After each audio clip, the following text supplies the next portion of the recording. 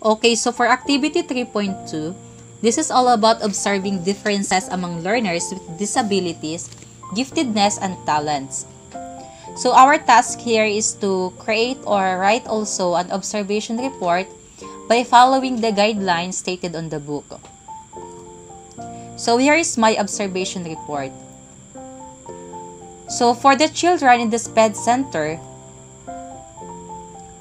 children in the Special Education Center has different abilities and behaviors inside the classroom. These children are actively engaged, participative, and energetic. Apparently, their behaviors show that they enjoy the class and obey the teacher. They have a strong power of willingness to participate in the discussion and learn from their teacher. They raise their voices when answering, suddenly shout at their classmates, make a noise at seat with their table and chair. Others seem to be responsive while the rest remain silent.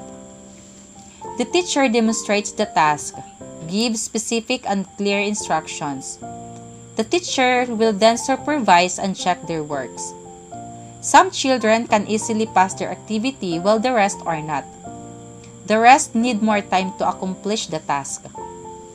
The teacher used technology in her lesson such as a TV screen and a speaker as well as papers and pictures. For the children to be directed, the teacher points off the lines as she calls them one by one to read. The teacher would always acknowledge the learners by saying, "Very good," after answering. So for classroom of children with autism, in the classroom of children with autism, it is said that children with autism are less interested in playing with other children, or they want to interact but they don't know how. According to one of the teachers, when the children come in, they are non-verbal and there is nothing any language except from screaming and crying, which are ways of communicating.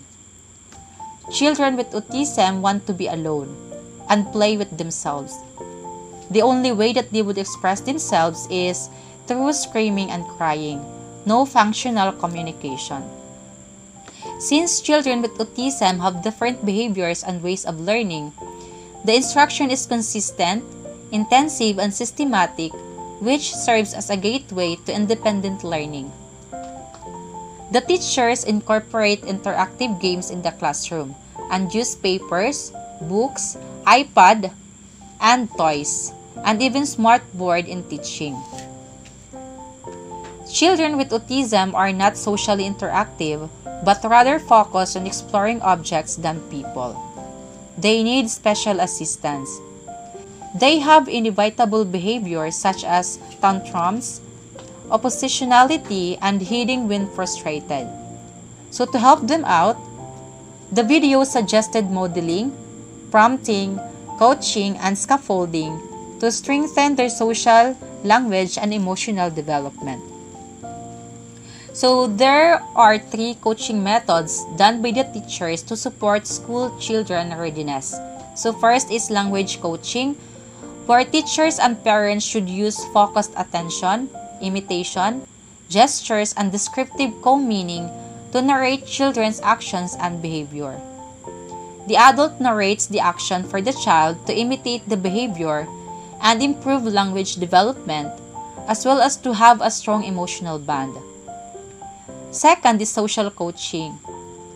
So the small groups of children to model and prompt children's social interaction and to set up learning opportunities using teacher-directed play scripts. Third is teachers and parents drawing attentions to children's feeling by using another type of coaching called emotion coaching. Strategies on how to help develop children's emotional regulation, because children are visual thinkers and love imaginary play by using puppets, books, breathing methods, and illustrations to help children learn self-calming skills. The teachers let the children use their gross and fine motor skills. There is a one-on-one coaching. The teacher develops intimate communication towards the child and teach appropriate behaviors. While on calming children with autism, Strategies shown with the teacher is playing a calming music in the background, which includes relaxing ocean sounds. So the teacher also offered her a mouthing or chew toy to fulfill her need for sensory input to her mouth. The teacher also played some bubbles, played a guitar, and they also started a patty cake activity and vocalized the tune of the song Twinkle Twinkle. All of this have helped the child take some deep breaths, vocalize on her own, become interactive, and to stop her from self-stimulating hand play. And next, we have the gifted and talented children. So the gifted and talented students are academically excellent, they are good musicians, they are good sports players, good artists, and good communicators. Teachers use higher order thinking skills.